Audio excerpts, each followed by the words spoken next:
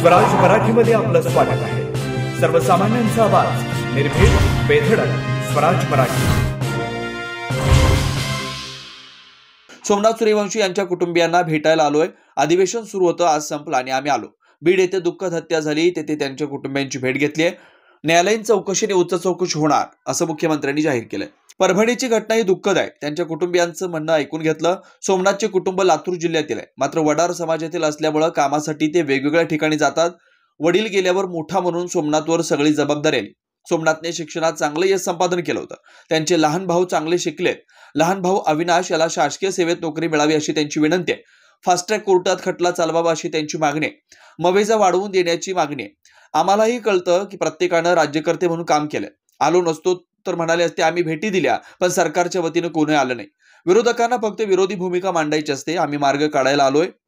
दुपारपर्यंत अधिवेशन सुरू होतं, त्यामुळे यायला उशीर झाला. जिथपर्यंत येत होतं तिथपर्यंत हेलिकॉप्टरने आलो आणि त्यानंतर बाय रोडने आलो. वेगळ्या दुःखद घटनेच्या निमित्तानं आमच्या शहीद सोमनाथ व्यंकट सूर्यवंशी यांच्या आईंना तसंच त्यांचे बंधू अविनाश व्यंकट सूर्यवंशी आणि प्रेमनाथ व्यंकट सूर्यवंशी या त्यांच्या दोन बंधूंना भेटण्याच्या करता मी आणि माझे सहकारी विक्रम काळे,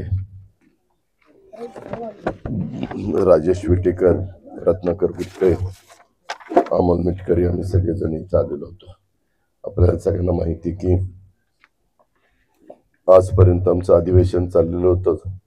आज अधिवेशन संपलं आणि मधल्या काळामध्ये बीड जिल्ह्यामध्ये सरपंच संतोष देशमुख यांच्या जे काही दुर्दैवी हत्या झाली आणि त्याच्यामध्ये त्यांचं निधन झालं.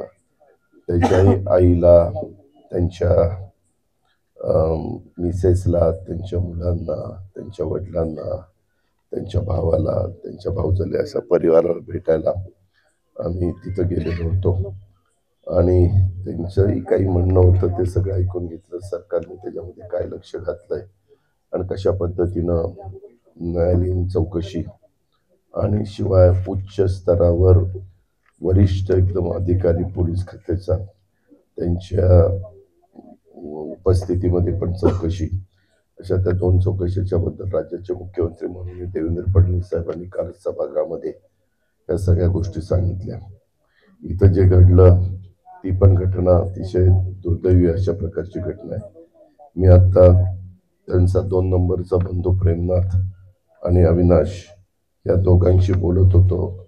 आई पण त्यांच्या आई पण त्याच्यामध्ये होत्या आणि त्यामध्ये ह्या सगळ्या गोष्टी घडत असताना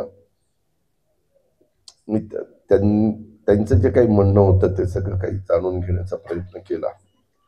हा लॉचं शिक्षण घेण्याच्या करता, परीक्षा देण्याच्या करता इथं आलेला होता आणि त्याच्याबद्दलची माहिती त्यांनी दिली. तसं बघितलं तर हे कुटुंब हे लातूर जिल्ह्यातलं, पण कामधंद्याच्या निमित्तानं हे अनेक ठिकाणी वडार समाजामध्ये हे मोडतात आणि दगडाच्या व्यवसायाच्या निमित्तानं ते मागे भोसरी आमच्या पिंपरी चिंचवडमधलं, तसंच तिथं चाकणच्या परिसरामध्ये दगड फोडायचं काम त्यांचे वडील करायचे. पण दुर्दैवाने 2017 साली त्यांचं दुःखद निधन झालं आणि त्याच्यानंतर मोठा भाऊ यांना त्यांनी सोमनाथवर सगळी जबाबदारी आली आणि सोमनाथचं एकंदरीत आजपर्यंत जे काही वागणं होतं, जे काही शिक्षणामध्ये त्यांनी यश संपादन केलेलं होतं, अतिशय हुशार अशा प्रकारची हा मुलगा होता. आणि त्याचे भाऊ प्रेमनाथ सूर्यवंशी हे देखील चांगल्या प्रकारे शिकलेले आहेत. त्यांना सध्या चांगल्या प्रकारची नोकरी आहे. परंतु अविनाश म्हणून त्यांचा जो भाऊ आहे, जो MSc BEd झालेला आहे, तो त्याला नोकरी मिळावी अशा प्रकारची त्यांच्या कुटुंबियांची विनंती आहे. आणि दुसरी म्हणजे शासकीय सेवेमध्ये नोकरी मिळावी. आणि जे काही झालेलं आहे ते झाल्यानंतर ती जी मॅटर म्हणजे केस फास्ट ट्रॅक कोर्टवर त्या ठिकाणी चालवावी अशाही प्रकारे आहे. आणि आज सरकारने त्यांना 10 लाख रुपयाची जी मदत केलेली आहे त्याच्यामध्ये अजून वाढ करावी अशा काही मागण्या तिथं एक निवेदनाच्या द्वारे मला त्या ठिकाणी करण्यात आलेल्या आहेत. ही घटना कुणाच्याच बाबतीमध्ये घडू नये हे प्रत्येकाला वाटत असतं. आम्हाला हेही कळतं की असे काही आर्थिक मदत करून गेलेली व्यक्ती येत नसते, परंतु त्यांचं कुटुंब देखील कुठं उघड्यावर राहू नये, त्यांच्या पुढं देखील त्यांचं व्यवस्थितपणे सगळी संसार त्या ठिकाणी व्हावा ही साहजिकच अपेक्षा त्यांच्या कुटुंबियांची आणि इतरांची पण आहे. नगरात स्वतः मुख्यमंत्र्यांनी सांगितलं नाही, मग मुख्यमंत्र्यांनी ज्या गोष्टी सांगितल्या त्या पुन्हा मी रिपीट करण्याचं काही कारण नाही, ते तर स्वतः मुख्यमंत्र्यांनी सांगितलेलं आहेच. आणि ते लोकनेते विजय वाकोडे यांच्या पण कुटुंबियांना भेट देण्याच्या करता मी तिथं जाणार, त्यावेळेस मी त्यांच्याशी चर्चा करीन. त्यांनी तुम्ही जे विचारताय त्यांनी त्याच्यामध्ये मागणी अशी केलेली आहे की मावामोंडा पोलीस स्टेशन परभणी येथील जे पोलीस कर्मचारी या चौकशीमध्ये दोषी आढळतील, ज्यांच्यामुळं शहीद सोमनाथ व्यंकट सूर्यवंशींचं दुःखद निधन झालंय, हा शहीद झालाय, त्यांना निलंबित करून त्यांच्यावर खुनाचा गुन्हा दाखल करण्यात येऊन सदर प्रकरण फास्ट ट्रॅक कोर्टात चालवण्यात यावं अशा प्रकारची त्यांची मागणी आहे. ती चौकशी झाल्यानंतर वस्तुस्थिती पुढे आपल्या येईल. शहीद सोमनाथ सूर्यवंशी यांच्या कुटुंबात करता पुरुष कोणी नसल्यामुळं त्यांच्या सख्या भावास म्हणजेच अविनाश व्यंकट सूर्यवंशी याला शासकीय नोकरीमध्ये समाविष्ट करण्यात यावं आणि तिसरी यांच्या कुटुंबियांना सरकारने जे 10 लाख रुपये दिलेले ती रक्कम त्या ठिकाणी जास्तीची वाढवून द्यावी, जास्तीचं अर्थसहाय्य करावं, अशा पद्धतीने त्यांच्या 3 मागण्या. मी सांगितलं ना किंवा मी नोकरी, आता पुन्हा कठीणच आहे तुमचं. मी सांगितलं की बाबा चौकशी करण्याच्या बद्दल स्वतः आपल्या राज्यातलं सर्वोच्च सभागृह जिथं कायदे मंडळ म्हणून ओळखलं जातं, तिथं राज्याच्या 13 कोटी जनतेचे मुख्यमंत्री देवेंद्र फडणवीस साहेबांनी पूर्णपणे सगळ्या गोष्टी सांगितलेल्या आहेत, त्या आपण ऐकलेल्या आहेत.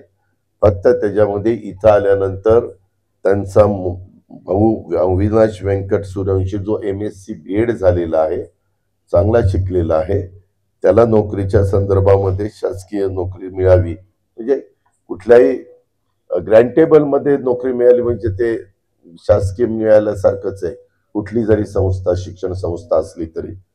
आणि आर्थिक मदत जी 10 लाख केलेली आहे ती अजून वाढवून द्यावी अशी त्यांनी मागणी केली.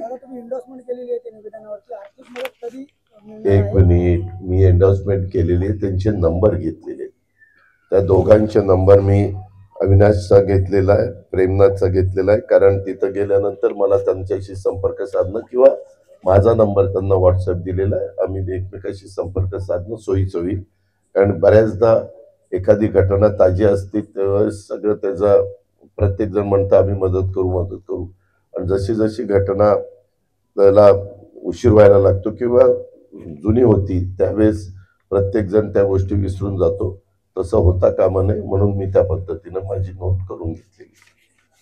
एकूणच राज्यातल्या या घटनांवरून विरोधकांकडून वेगवेगळे आरोप केले जातात, काय वाटतं? त्या सगळ्या आरोपाला राज्याच्या प्रमुखांनी व्यवस्थितपणे उत्तर दिलेलं आहे, आपण बघितलंय. त्यामध्ये कुठलंच कोणीच राज्यकर्ते असताना अशा प्रकारच्या घटना घडू नये हीच प्रत्येक राज्यामध्ये काम करणाऱ्या मुख्यमंत्र्यांची आणि सरकारची अपेक्षा असते. आणि त्याच्यामुळं बीडमध्ये घडलेल्या पण घटनेची अतिशय वरिष्ठ पातळीवर नोंद घेऊन न्यायाधीशांच्या मार्फत आणि उच्च दर्जाच्या पोलीस अधिकाऱ्यांच्या मार्फत ही चौकशी करून स्वतः मुख्यमंत्र्यांनी सांगितलेलं आहे, याच्यात जी कर्म कडक असतील, मग कुणाला मोका लावणं असेल, कुणाला त्याच्यामध्ये जे दोषी असतील त्यांना फाशीची शिक्षा असेल, जे काही कायद्याने नियमाने गोष्टी असतात त्या ठिकाणी केल्या जातील. इथं पण ही MC मध्ये एक घटना घडली, PC मध्ये घडली नाही. MC मध्ये तुम्हालाही सगळ्यांना मी त्याचे फोड करून सांगण्याचं कारण नाही, त्याच्यावर त्याच्याही बद्दलची तंबूत चौकशी सुरू केलेली आहे, तशा प्रकारचे आदेश मुख्यमंत्री महोदयांनी दिलेले आहे. आणि त्याच्यातनं जे काही पुढे येईल ते पुढे आल्यानंतर जो दोषी असेल त्याच्यावर पण कडक अशा प्रकारची कारवाई केली जाईल. काही तासापूर्वी पवार साहेब आले होते, ते म्हणाले की केवळ भेटी देऊन आणि घोषणा करून काही होणार नाही, प्रत्यक्ष कारवाई केली पाहिजे सरकार. आम्हालाही कळतंय, हे सगळ्यांनी प्रत्येक जणांनी राज्यकर्ते म्हणून काम केलेलं आहे. भेटी नसत्या दिल्या तर सांगितलं असतं बघा आम्ही भेटी दिल्या पण सरकारच्या वतीने कोणी आलं नाही, हे बोलायचं असतं. विरोधकांना नुसतं विरोधीच भूमिका मांडायची असते.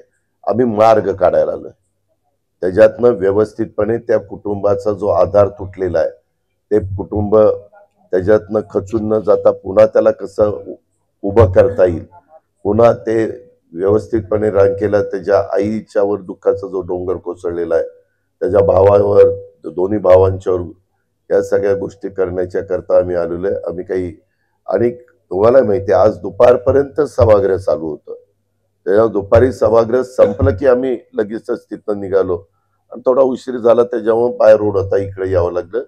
जिथपर्यंत उजेड होता तिथपर्यंत विमानाने हेलिकॉप्टरनी त्या ठिकाणी पोहोचण्याचा प्रयत्न आम्ही लोकांनी केला. ठीक आहे, धन्यवाद.